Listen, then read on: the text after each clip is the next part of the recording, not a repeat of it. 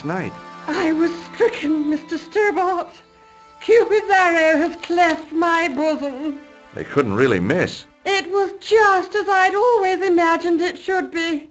The intimacy of candlelight, romantic music tinkling across the room, and then a stranger's glance. Those brooding eyes, that suave manner, those tight trousers.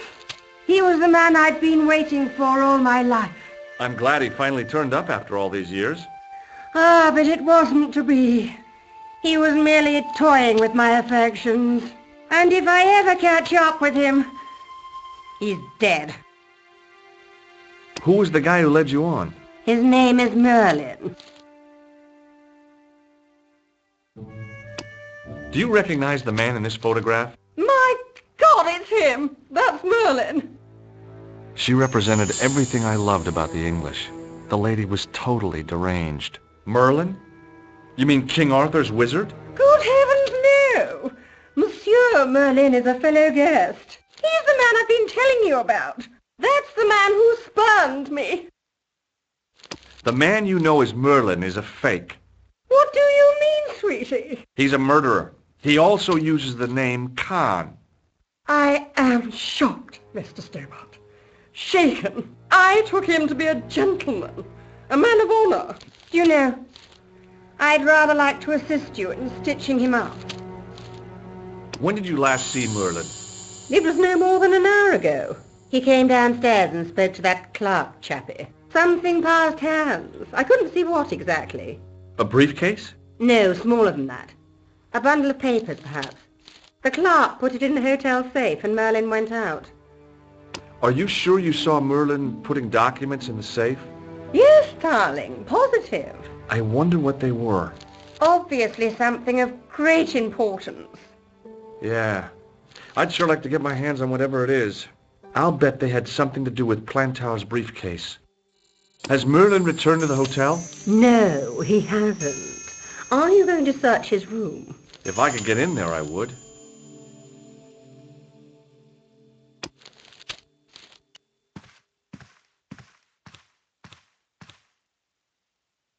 Excuse me, didn't I see your picture in the news? You're that Nobel Prize winner from some unpronounceable Eastern European state. Yes, that is me, in person. I don't want to worry you, but have you had any threats on your life? You know, mysterious phone calls, letters made up of headlines cut from the newspaper. I don't know what you're talking about. Do you know a guy called Plantaur? I don't know anybody in Paris. Oh, well, this guy's dead anyhow. Why do you ask me about dead men? I have seen enough of death to last me a lifetime. I'm, sure you have. Thanks for your help. Goodbye.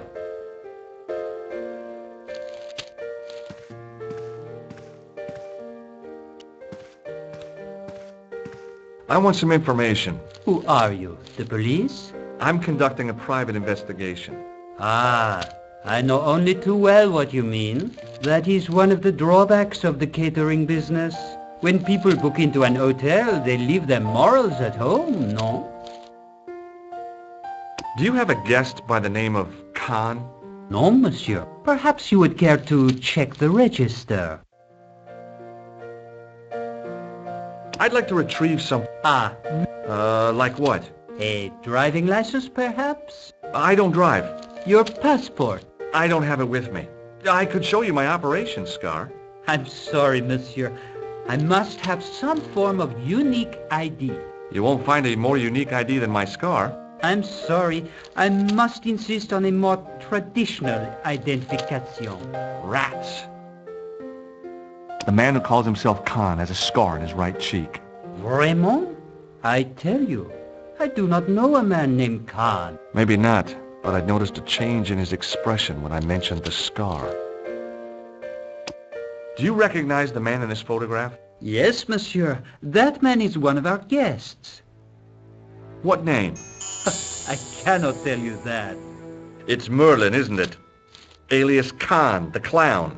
I told you, I cannot tell you that. I'm looking for a man who dresses like... This is a highly respectable hotel, monsieur. There are no clowns here. If you say so.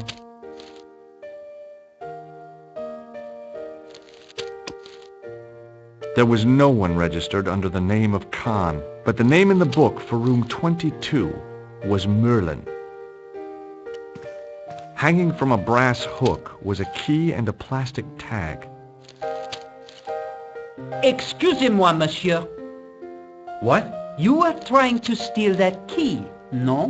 No way.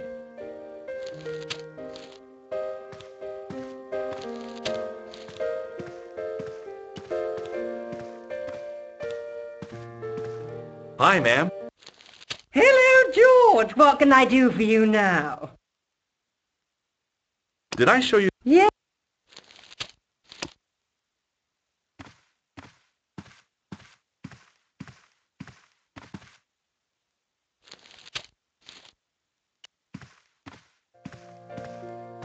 There was but the name...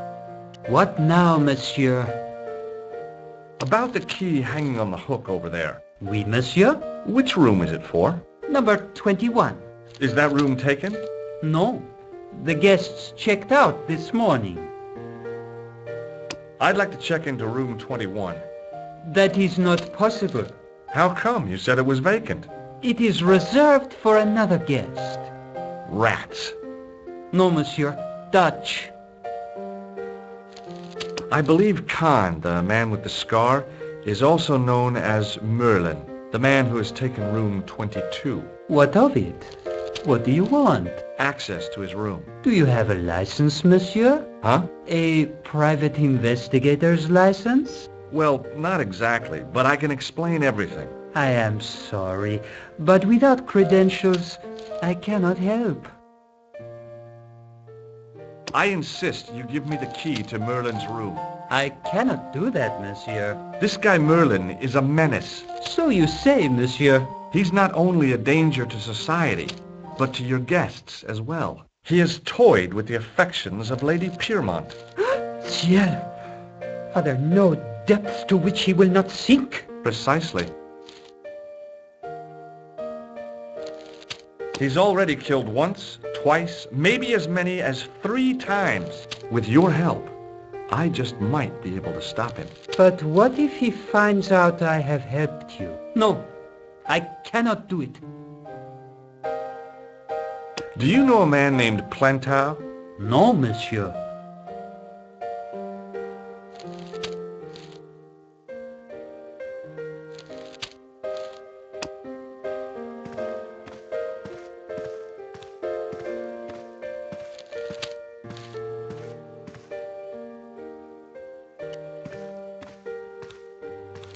Hi, ma'am. Hello, George. What can I do for you now? Would you distract the clerk while I borrow a key? Are you asking me to aid you in a criminal act, darling? Oh, no. It's the key to an empty room. And why, may I ask, do you wish to gain access to an empty room? Do you plan to squat? No, ma'am. Scouts honor? I was never in the Boy Scouts, ma'am. Oh, you should have been. What were your parents thinking of? It's a fine way for a boy to get licked into shape. Now tell me, why do you want to get into that room? It's next to the room the killer is using. Ah, so you plan to eavesdrop on Merlin? I was hoping there might be a connecting door. Well, how can I refuse? I shouldn't think my feminine charms would be much use in this case, but a good dose of English arrogance might do the trick.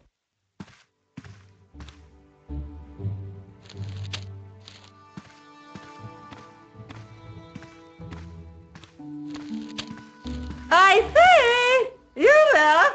Flunky! Oui, madame. Listen carefully. You do understand English, don't you? But of course, madame. Good. I wish to deposit some jewelry for safekeeping. I understand. Are you quite certain? Oh, bien sûr, madame.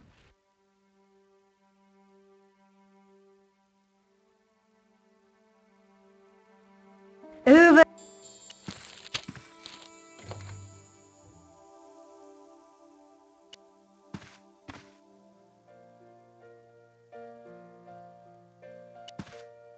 The sign on the door read 21.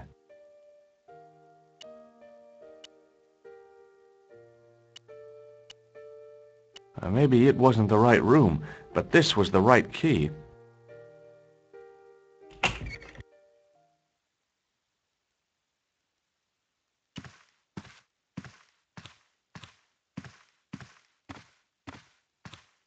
A cabinet stood beside the bed.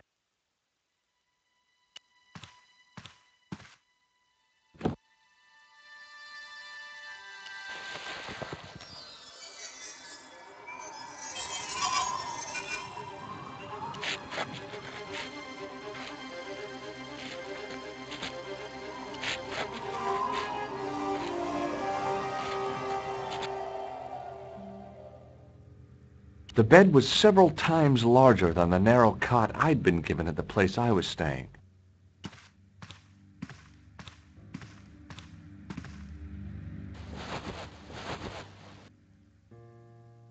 The bed was freshly made, and the crisp white sheets told me nothing about the killer's habits.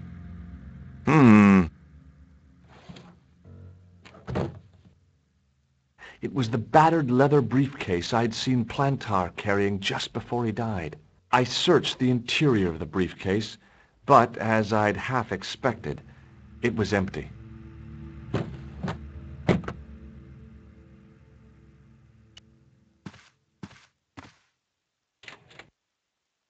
The closet was a solid, impressive piece of antique furniture.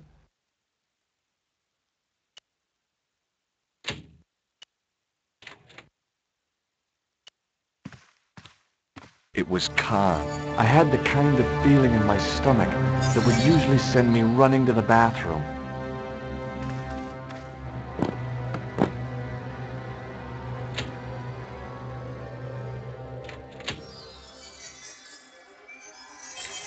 As Khan opened the wardrobe, I was sure I was dead. But he grabbed his pants quickly and didn't even see me.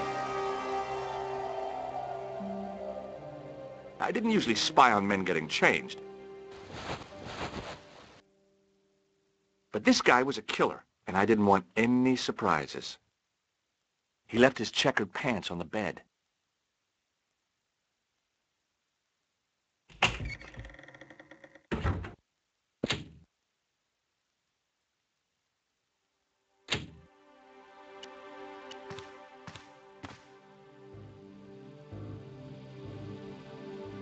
I had that kind of feeling you only get from searching still warm pants. The pocket was empty. I flipped the pants over. I found nothing in the pocket. I found an ordinary matchbook. No matches, no clues. But as I pulled it from the pocket, a strong thread came with it. A thread with a metal tag on the end. I pulled on the metal tag and the thread came out of the pants. It was like pulling out a ripcord. The matchbook bore a pattern of swirling color and the words, Club Alamut.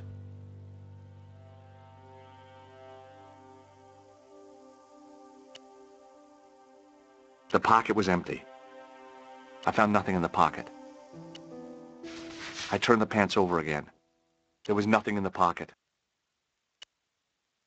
I searched the pocket gingerly and found a pass card. It read, Thomas Merlin, Gruber Electronics Corporation. It was the card I'd found in the hotel bedroom.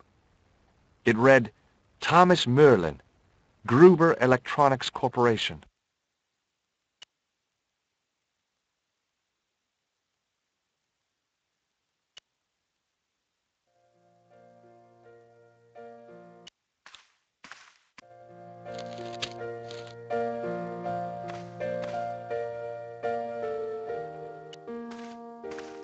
What now, monsieur? Does this pass mean anything to you? That is Monsieur Merlin's property. That's right. Merlin the murderer. I want to see what he's left in your safe. Impossible. I cannot betray his confidence, no matter what you say.